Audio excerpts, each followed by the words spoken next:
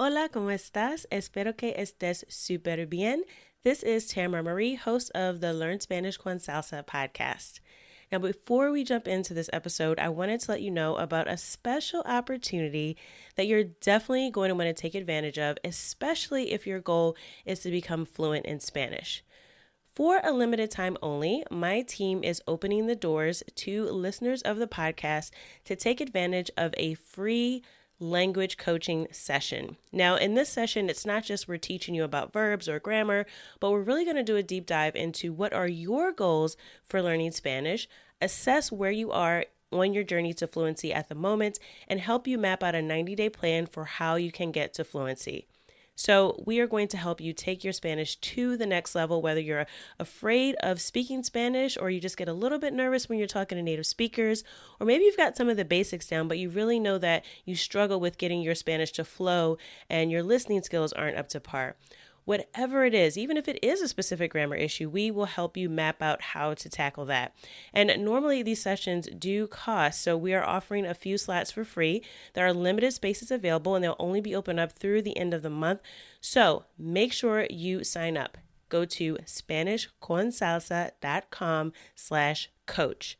That's SpanishConSalsa.com/coach to book your free language coaching session where we will help you map out a 90-day plan to get to Spanish fluency.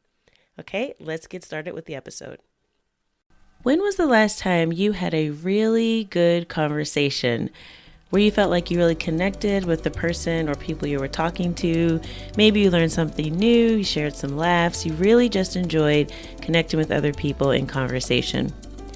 Now, I want you to think about what it would be like to have that conversation in Spanish. In this episode, we're going to explore the 5 reasons that you're not fluent in Spanish yet, and I'll talk about some ways that you can start to build up to be able to have those types of conversations in the language that you're learning right now. Entonces, vamos a empezar. Let's get started.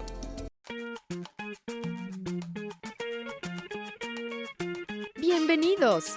Welcome to the Learn Spanish con Salsa podcast, the show for Spanish learners that love music, travel, and culture. Close your grammar textbooks, shut down the language apps, and open your ears to how Spanish is spoken in the real world. Let us show you how to go from beginner to bilingual. Here is your host, certified language coach, Tamara Marie. Hola, bienvenidos al episodio 170. Welcome to episode 170 of the Learn Spanish con Salsa podcast. In this episode, we're going to explore the reasons why you are not yet fluent in Spanish. And I know that if you're listening to this podcast, you have a goal to be able to speak Spanish with some confidence. And eventually you'd like to get to a point where you speak Spanish just as well as you speak your native language. So in order to do that, it's really important to focus on the right things.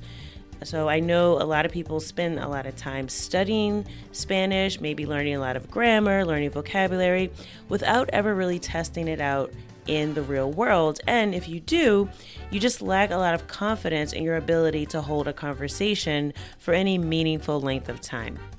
So in this episode, we're going to explore why that is so that we can begin to focus exactly on those things that we need to do specifically to become fluent in the language. I do want to let you know also that we will be opening up the doors soon for our Spanish Fluency Club. So if you are interested in taking your Spanish to the next level, if you think you're going to have some additional time as we're approaching summer, right? It's spring right now, but time starts to fly around this time of year. And we will be opening the doors up again very soon. So if you're interested in being one of the first people to know when we're welcoming new members into our Spanish Fluency Club, which is our group coaching program where we have weekly live conversation sessions, you have access to all the resources you need to really get to Spanish fluency. You can go right now to SpanishConSalsa.com/join.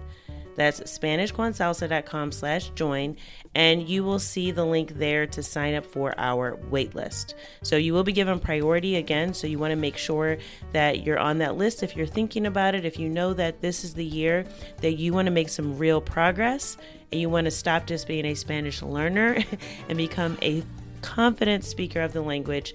SpanishConSalsa.com/join to sign up for our waitlist for the Spanish Fluency Club.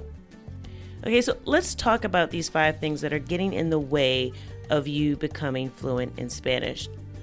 And I like to give these names because to me, these are just voices in our head that may not have come from us. They may have come from misconceptions we picked up when we were younger, or things that we believe about language learning that just aren't true.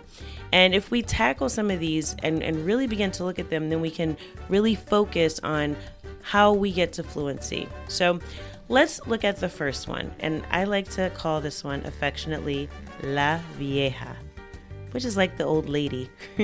So La Vieja is that voice that you have that says, you should have started learning Spanish when you were a baby.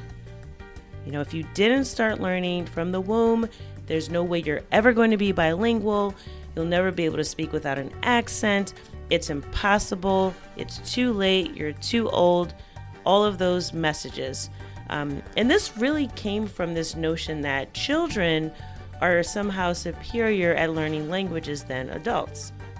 And now I will say there are definitely some major advantages to starting your exposure to multiple languages when you are at a very young age, mainly because you're able to encode certain patterns of language and also specifically of sounds much easier into your brain when you're younger.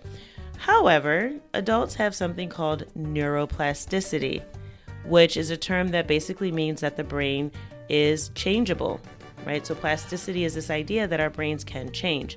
And yes, while as adults we may have other responsibilities and things that keep us from becoming full-time language learners, unless we're learning language specifically for a job or something to that effect, and we've had that dedicated time for it in our training, yes, it can be more challenging to schedule things. However, as an adult, we have the benefit of knowledge and experience that we didn't have when we were much younger. So as children, we really didn't even learn grammar until we started going to school, but we were already speaking the language with our families before we learned anything about grammar.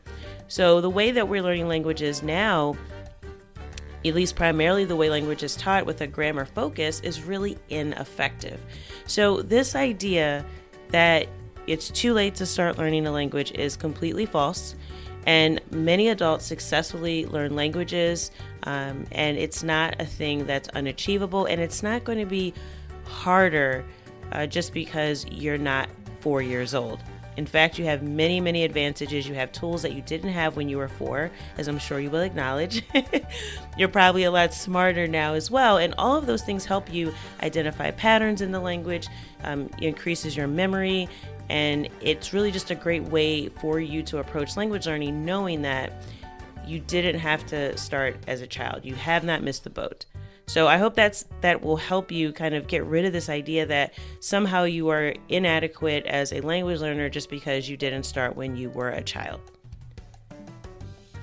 The second voice in your head that might be keeping you from becoming fluent in Spanish is that mean teacher, right? You may have had a teacher when you were in middle school or grade school, high school, maybe even college, right? When you were learning languages in a very formal setting, and maybe you didn't do so well. You know, I know many people who have had bad experiences, not just with language learning, but also with learning other things. Like maybe you were learning to play the piano when you were younger, but you felt like it was torture because you had a teacher that wanted you to practice every day and you wanted to go outside and play with your friends. Or you had an experience where you were tested quite frequently, but you're just not good at taking standardized or formal tests, so you tend to freeze up, you have a lot of anxiety. Even though you know the information, it's really hard for you to perform well on standardized tests, and therefore you have a negative experience with academics, even if you love learning. So it's something similar with language. I think many of us had to select language as an elective or part of our curriculum in school. depending on the school we went to and the quality of that education, we may or may not have done very well, and we may or may not have had a great experience with it.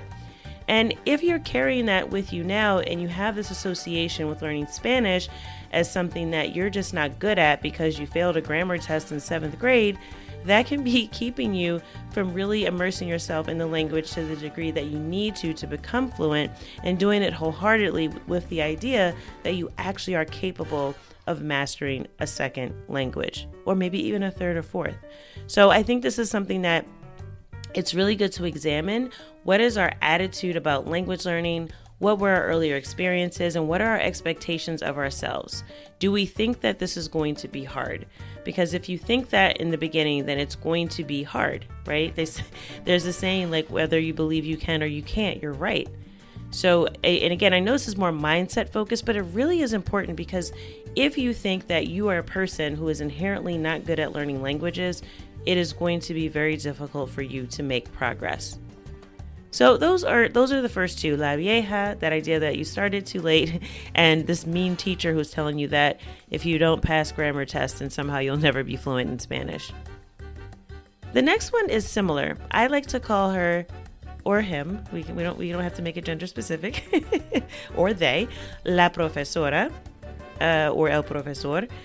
And this is the idea that you absolutely must speak the language flawlessly before you can consider yourself fluent.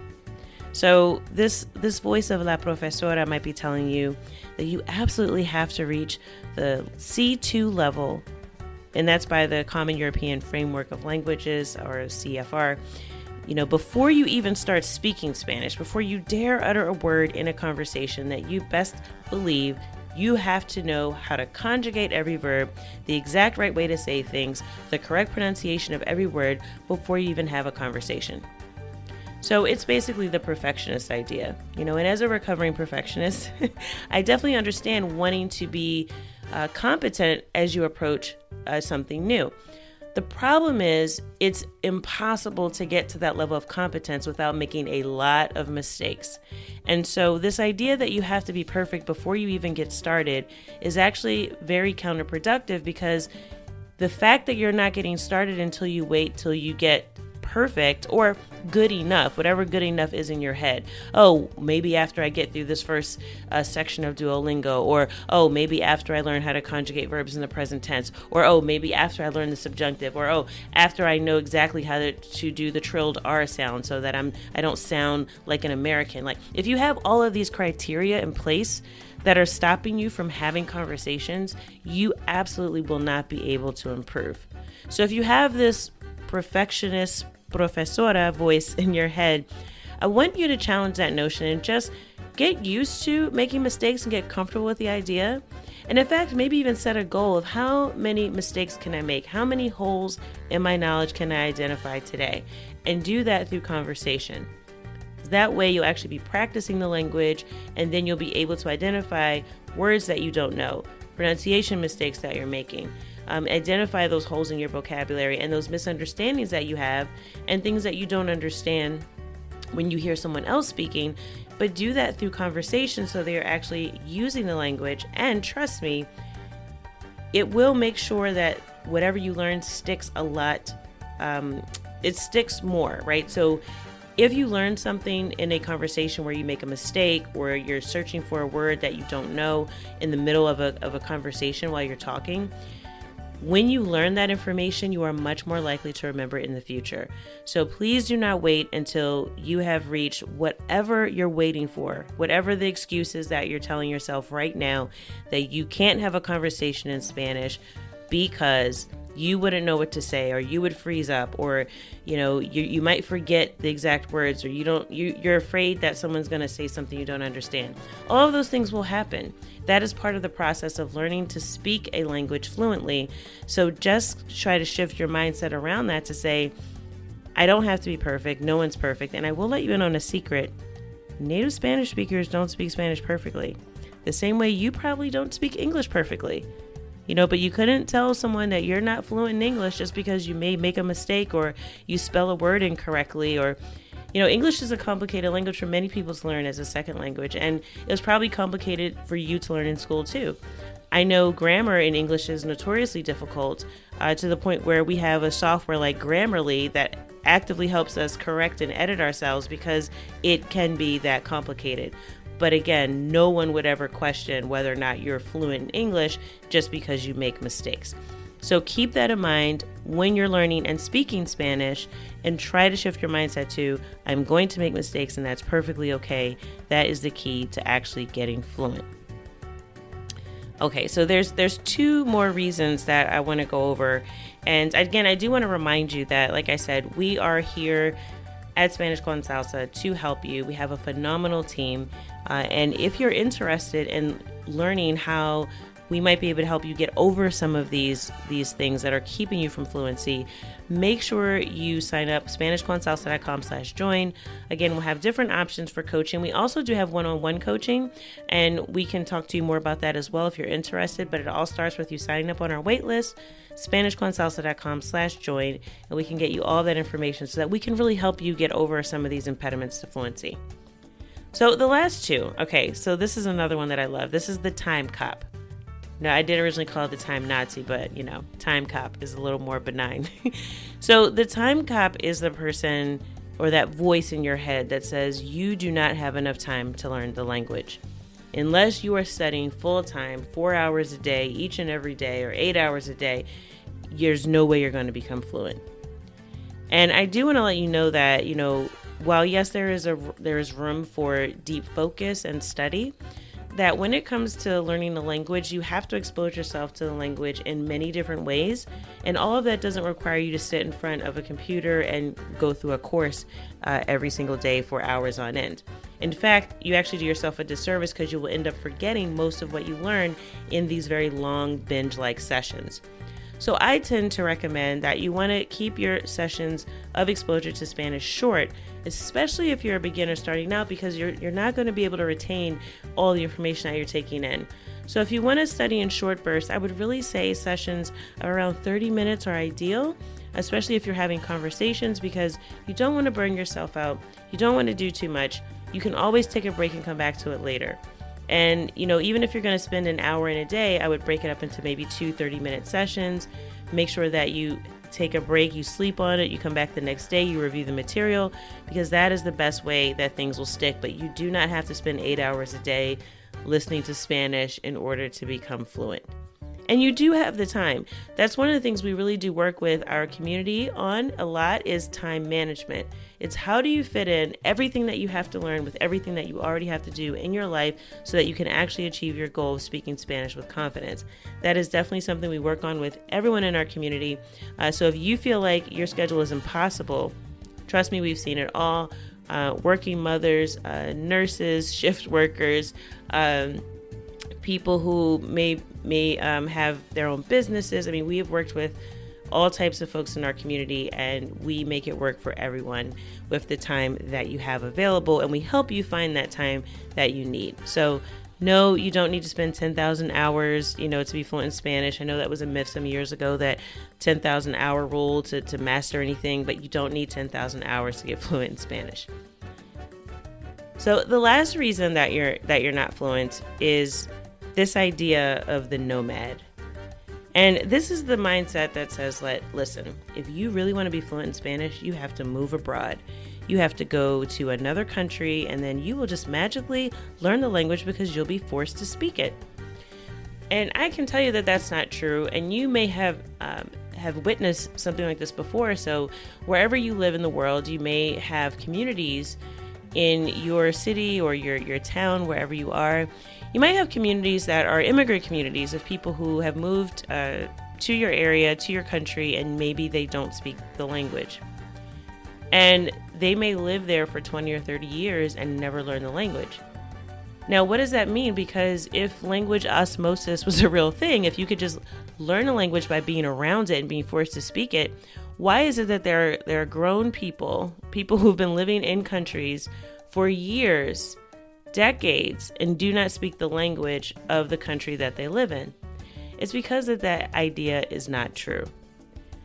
The idea that through travel you're going to just magically become fluent, or studying abroad for a semester and immersing yourself in the language is what is going to be the key to fluency is false. In fact, those experiences are often enriched by the fact that you learn the language before you travel so that you feel a lot more prepared.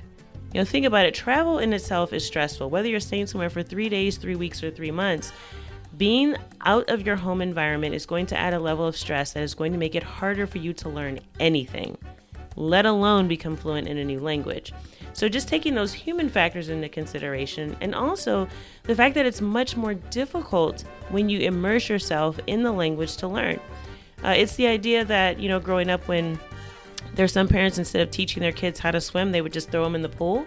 Because they go, they still have the reflexes from being a toddler. They can still swim. And some children were traumatized by that and are afraid of water to this day because someone threw them into the deep end of the pool and they almost drowned. That is not the best way to learn a language. So please do not think that you just need to go, drop yourself off in the middle of Mexico City, stay there for a year, and then, will yourself to fluency. That is the most stressful and inefficient way to learn a language. In fact, we've had several members of our community do the opposite and see success. We'll be sharing some more of those stories with people with you throughout the next week or so as well. But we had a member, one of our founding members, actually, Kayla. She actually has a background, like her family is from Cuba, and she wanted to be able to speak the language so that she could communicate with them. And so she started to learn Spanish before she traveled so that she could have a good experience when she was in Cuba. She's also traveled to Puerto Rico, and she's now in the Dominican Republic. I think she's still there, but she was featured on our Black Expat series because she actually was able to move to the Dominican Republic, and she said she's so glad that she immersed herself in the language while she was at home before she traveled, because it gave her the confidence to travel on her own. And she also was much more comfortable when she got there to talk to her neighbors, to talk to people, and really make friends and develop a community there. But she said it was only possible because she spent the time learning before she got there. So the 5 reasons you are not fluent in Spanish is because you think that you need to move abroad, you don't have the time, you have to be perfect, you're just not good at languages, or that you have waited too late to learn. And none of those things are true. In fact, you really only need 3 things to be fluent in Spanish. And I know they're simple, and we all know that. They're pretty straightforward, but they're not always easy skills to develop. You have to know 3 simple things. One is you have to know what to say. So you need some vocabulary, you need to know words. 2, you need to know how to say it. So that's your pronunciation and your grammar. And then you have to understand what's being said to you. So that's, again, your listening comprehension. You don't necessarily need to be very good at reading in Spanish, although a lot of us tend to be much better at reading the language before we can speak and hear and understand it. But those are really the only 3 things you need. And those are the 3 things that you need to focus on doing regularly and with a strategy that really works. And again, that's really what we'll be talking about throughout this next week, is how do we get you to shed those excuses for why you're not fluent yet? Because again, none of them are true. No matter how much you believe them, no matter how many times you may have heard someone else say them before, every single day in our community, we prove that those things are not true. We have members who started when they were retired learning languages. We have people who started when they were in their teens and 20s. We have people in their 30s and 40s. It really doesn't matter. The only real time constraint is the time that it takes you to make the decision that you're going to do what you need to do in order to really get fluent and stop just playing around. And by that I mean listening to things, like this, or just going to YouTube and watching videos, downloading apps. It really feels like you're making progress, but if you actually look back a month ago, 3 months ago, a year ago, where is your Spanish now? What progress have you made as of today that you didn't have maybe 3 to 6 months ago? And if the answer is you're not sure, then maybe it's time to have a different strategy so that you can focus on fluency and not just saying that you're interested in learning Spanish, but get to the point where you can actually speak the language. So Again, I hope this was helpful. I hope something in this episode you've taken away. And I'm really curious to hear which one of these resonates with you. If any of these are the things that have been stopping you from Spanish fluency, reach out to us on Instagram at Learn Spanish con Salsa. Let us know what's keeping you from fluency, and we can let you know how we can help you take that next step to get over those impediments. As always, I hope something that you heard in this episode of the podcast has helped you go one step closer from Spanish beginner to bilingual. Hasta la próxima.